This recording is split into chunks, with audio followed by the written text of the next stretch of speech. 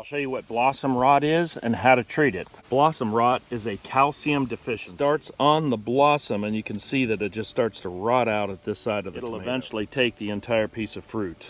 It might be that the soil is completely depleted of calcium or that the calcium can't get to the tomatoes. If you get way too much rain or not enough rain, the tomato plant may not be able to get calcium to the fruit.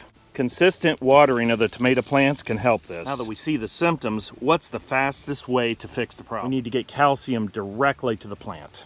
Chalk has plenty of calcium, but it can't be absorbed by the plant very readily. We'll need to break it down before the plant can absorb it. Acetic acid or vinegar will work. Pour in the vinegar and see what happens.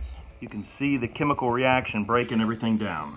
You can see this chemical reaction is pretty aggressive. For these tomatoes, we're going to make a much bigger batch. Here's a big pile of drywall that's been breaking down for the last 5 years. We'll get a good scoop of this. You can see all that gypsum in there. We'll fill up a bucket. We'll fill it up with rainwater. We'll add in some vinegar to start the process. I'll add in some more.